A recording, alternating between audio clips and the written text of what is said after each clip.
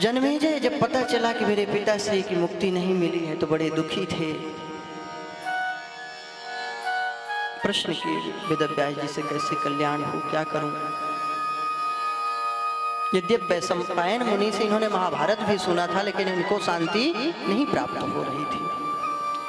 इन्होंने प्रश्न किया है देवी भगवती के विषय में, और ये भी प्रश्न किया है कि महाराज ये जो आस्तिक मुनि थे ये क्यों मेरे यज्ञ में विध्वंस करने आए थे, रोकने आए थे, कौन थे? तो बतलाने लगे वेदव्यास जी, महाराज ये जरत्कारु के पुत्र थे। वे विवाह नहीं कर रहे थे, जरत्कारु ऋषि करना ही नहीं चाहते थे। इनके पितर दुखी थे, गड्ढे में गिरे थे, लटके थे, कैसे मुक्त हूं आप विवाह करिए। तो इन्होंने कहा विवाह एक ही शर्त पे करूंगा कि मेरे ही नाम वाली कन्या कोई मिलेगी मुझे, तभी विवाह करूंगा, जो मेरी आज्ञा पालन करने वाली हो। अब उन्हीं के नाम वाली कन्या कहां से मिले? एक दिन की बात है, सर्पों को श्राप दे दिया था माता कद्रू ने। कश्यप की पत्नी थी कद्रू और बिंता, इनमें आपस में एक दिन शर्त लगा। बिंता ने कहा सोने के घोड़े सफेद रंग के हैं, कद्रू ने कहा नहीं काले रंग के हैं। सफेद तो बिल्कुल नहीं है। कहे ठीक है अगर काला होगा तो बिंता बोली मैं तुम्हारी दासी बन जाऊंगी। कद्रू बोली कि ठीक है अगर सफेद हुआ तो मैं दासी बन जाऊंगा। कद्रू के पुत्र सांप सब पूंछ से लिपट गए, चितकबरा बना दिए घोड़े को, सूर्य के अश्व को। कुछ सांप नहीं गए, छल मैं नहीं करूंगा माता, ये अपराध है। तो कद्रू ने श्राप दे दिया, जाओ तुम जो है जन्मेजय के सर्प सत्र में स्वाहा हो जाओगे, तुम्हारी आहुति पड़ जाएगी। तो जब दासी बन गई थी बिनता मैया, गरुण देव की माता, क्योंकि वो चितकबरा बना दिए थे घोड़े को, तो इसने कहा कि चलो मुझे समुद्र के उस पार ले चलो, कंधे पे बिठाओ। तो गरुण देवता बोले कि हे माता मैं ही आपको बिठा के पीठ पे उस पार पहुंचा देता हूँ, मेरी माता को क्षमा करो। अच्छा ये बताओ कि किस प्रकार तुम्हारा दुख दूर हो और मेरी माता दासी बने से मुक्त हो सके। कद्रू ने कहा मेरे पुत्रों के लिए जाओ अमृत का कलश देवताओं से छीन कर लाओ, इन्हें पिला दो। गए इंद्रलोक से अमृत कलश छीन के लाए गरुड़ देव, रख दिए। सांप लोग स्नान करके आए, इधर इंद्र देवता घड़ा चुरा ले गए, वहां कुश तमाम पड़ा हुआ था, उन कुशों को चाटने लगे सांप लोग। इसके प्रभाव से उनके दो जीव हो गए, जीव कट गया, दो भाग हो गए जीवा के।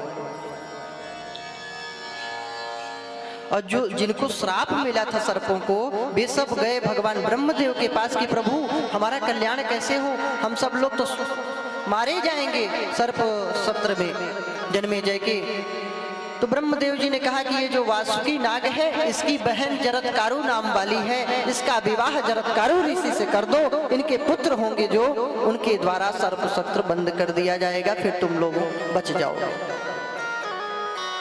वासुकी ने वैसा ही किया, अपनी बहन को जरत्कारु जी के पास ले गया, बोला हे महाराज इन्हें स्वीकार करें। जरत्कारु मुनि ने कहा मैं स्वीकार नहीं करूंगा, एक शर्त पे स्वीकार करूंगा कि जब मेरी कभी भी ये अवज्ञा करेगी, अपमान करेगी, मैं उसे त्याग दूंगा। बोले ठीक है। एक दिन की बात है, भोजन इत्यादि ग्रहण करके सोने लगे, शयन करने लगे। संध्या काल उपस्थित हो गया और संध्या काले तु संप्राप्य चतुष्कर्माणि वर्जय भोजनम मैथुनम निद्राम शास्त्राध्ययन एवच। अध्ययन, भोजन और मैथुन और निद्रा, ये चार चीजें संध्या काल में सख्त वर्जित है। संध्या काल होता है भजन करने के लिए, संध्या पूजन करने के लिए, जप करिए, कीर्तन करिए, भजन करिए। उस समय सो रहे थे तो इनकी पत्नी जो जरत्कारु नाम वाली थी, इसने सोचा बड़ा अपराध लग जाएगा, क्यों न मैं जगा दूं, बहुत होगा त्याग ही तो करेंगे मेरा, कोई बात नहीं, लेकिन इनके धर्म का लोप हो जाएगा अगर मैं नहीं जगाऊंगी। इसलिए ऋषि जरत्कारु को उठा दिया, नाराज हो गए, बोले अब मैं तुम्हें छोड़ के जा रहा हूं। उसने कहा प्रभु मैं तो सर्पकुल नागकुल की हूँ, उनके कल्याण के लिए मेरा विवाह मेरे भाई ने किया आपसे, कोई पुत्र होगा तभी उनका उद्धार होगा, पुत्र तो है नहीं। उन्होंने कहा अस्थि है, चिंता मत करो। छोड़ के चले गए और ये चली आई अपने भाई वासुकी के पास। उन्होंने भी विश्वास किया कि जरत्कारू ऋषि की बात कभी असत्य नहीं होगी। यथा समय उसको एक पुत्र की प्राप्ति हुई। अस्थि बोले थे इसलिए उसका नाम आस्तिक रखा गया। तो वासुकी इसके मामा थे, तो सर्पों की रक्षा करने के लिए ही आस्तिक ऋषि आए थे यज्ञ में और सर्प सत्र बंद कराए थे। बोलिए आदि शक्ति जगत जननी जगदम्बा की जय।